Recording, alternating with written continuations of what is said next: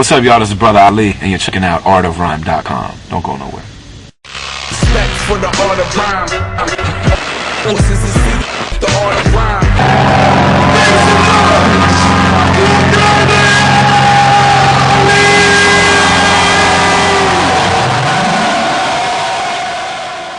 I think that you can hear music on everything. I'm a person that's been involved in hip hop for a long time, since '84.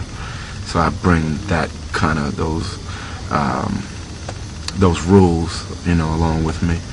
And I'm also a parent, and all these different things. We get into a lot of different subjects. I think the thing with a lot of cats in hip hop is that they're very narrow in their scope of what they write about. They cover a very small portion of who they are, and I try to bring in elements from everything that I am, everything that I've gone through, and everything that I believe in, and etc. And so all of these things, as long as they really are genuine, and as long as they are all honest, which it all is, it makes sense. I work with one producer on all of my music. That's Ant, and we made this entire album together. He produced all the songs. We really collaborated on every part of it. Obviously, he made his beats and I wrote my rhymes, but we did all that together. He made a lot of raw, kind of very basic music beds, and so I would go to his house and listen to them and find the things that brought a certain mood out of me or reminded me of the way that I felt about something that was going on in my life. The album, The Undisputed Truth, that we're talking about is really, it really covers about a 3 or 4 year period in my life where I went from being a working dad to really my whole life changing. Getting out of my marriage that I was in since I was 17 years old, and not really having anywhere to live for a while, always having custody of my son, making the transition from working blue-collar jobs to actually being a musician for a living, and while all that is going on, the war is going on, and my friends are going to Iraq, and all these kind of things, and so that all of that is going on this album, and I knew that because of the few years that I had,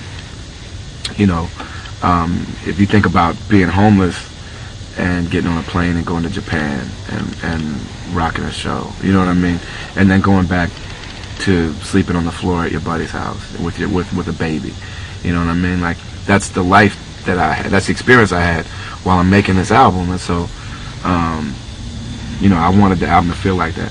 So I would go to Ant's house and we would pick pieces of music, to say this mood reminds me of the feeling that I had when I knew that I had to quit my job. Now, one of the things is, you don't pull punches about yourself, but you also don't pull punches about the government and the war and all that. And I know that's got a little controversy over some time. Has that held you back at all, or is that just feeding into who you are? I mean, we had a few little things that happened. One of them was that we were supposed to go on tour. We were asked to go on tour with a hip-hop group that's on MTV and big and kind of, has a poppy kind of thing about them.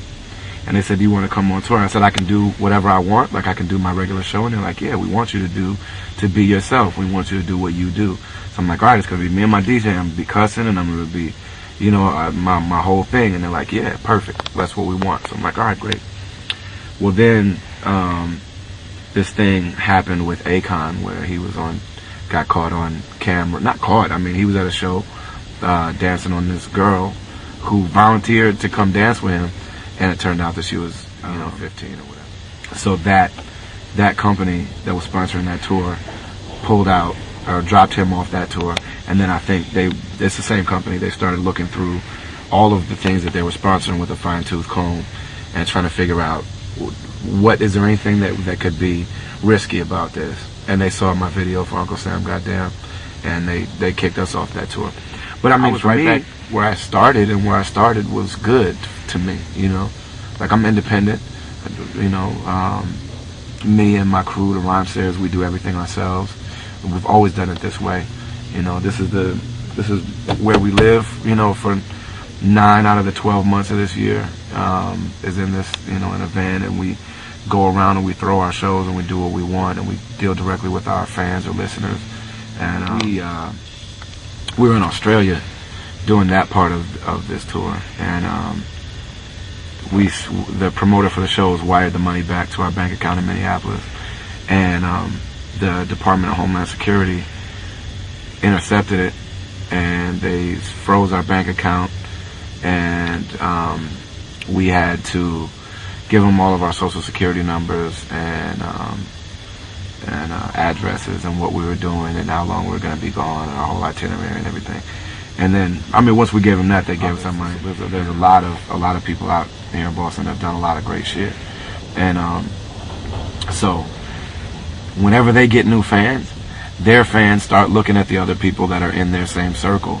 You know what I mean? And so we end up benefiting from that. You know what I mean? Because if you like that stuff, chances are you're going to like, there's 10 other things that you're going to enjoy. And it's a matter of time before you start making your way around the whole circle. And the same is true with us. You look pretty funny, talking, going like I was a fucking genius.